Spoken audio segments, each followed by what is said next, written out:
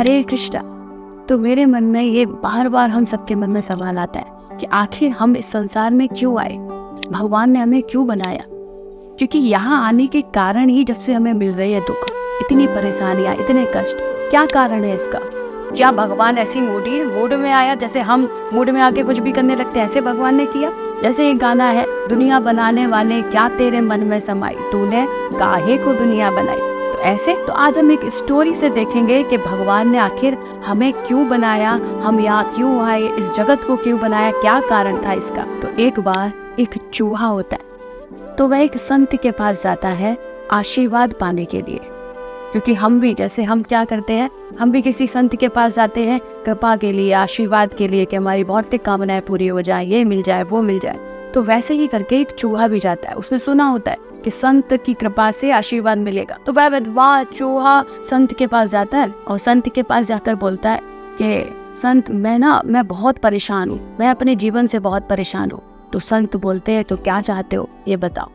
तो मैं आशीर्वाद में चाहता हूँ आपसे कि एक बिल्ली है जो सदैव मुझे परेशान करती है, मेरे पीछे पीछे भागती है और जिससे मैं सदैव भयभीत रहता हूँ। तो आप मुझ पर ऐसी कृपा करें, मुझे बिल्ली बना दे, चूहे से मुझे बिल्ली बना दे। तो वह संत कहते हैं ठीक है। तो वह चूहा तुरंत बिल्ली बन जाता है।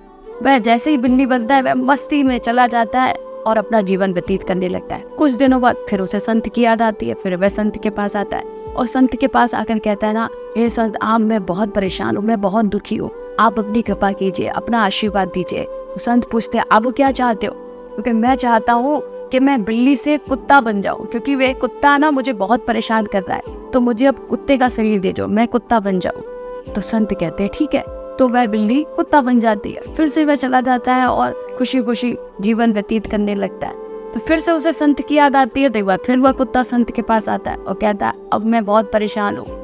तो संत कहते हैं अब क्या हुआ। तो कहते हैं कि अब ना मुझे शेर बहुत परेशान कर रहा है, आप मुझे शेर का शरीर दे दो।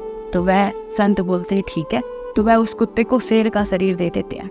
तो जैसे ही उसे शेर का शरीर संत देते हैं, वह उस संत को ही घूर घूर के देखने लगता है बड़ी बड़ी आंखों से।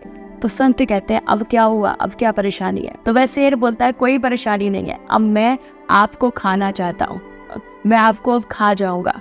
तो वह संत बोलते हैं अच्छा तुम मुझे खा जाओगे। कि हाँ, क्योंकि मेरा स्वभाव है, मैं आपको नहीं छोड़ूंगा, मैं आपको खा जाऊंगा। तो संत फिर बोलते हैं उससे पुनः मूषका भवा, यानी कि पुनः से चूहा बन जाओ। तो यहाँ स्टोरी से हमने देखा ये शेर कौन है, हम ही हैं।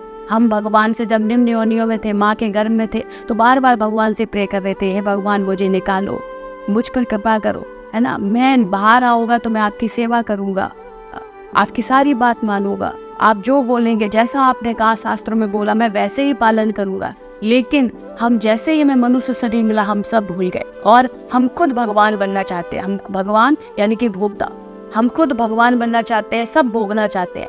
जो कुछ भी हमें दिखता है कहते नहीं मेरे हिसाब से हो, उसे मैं भोगना चाहता हूँ। तो भगवान फिर से क्या बोलेंगे, पुनः मूषका भवा, यानी कि फिर से निम्न योनियों में चले जाओ। तो हमें ये मनुष्य शरीर फिर गंवाना पड़ेगा। तो इसीलिए जो आपको मनुष्य शरीर मिला है तो अब जाग जाइए। ये मनुष्य शरीर हमें इसलिए नहीं मिला, इंद्रिय तृप्ति के लिए नहीं मिला, स्वामी बनने के लिए नहीं बना, सेवक बनने के लिए मिला है। तो आप सब जागिए और इस मनुष्य शरीर का सदुपयोग कीजिए, भगवान की सेवा कीजिए, पूजा कीजिए, अर्चना कीजिए, भगवान का नाम लीजिए। हरे कृष्णा।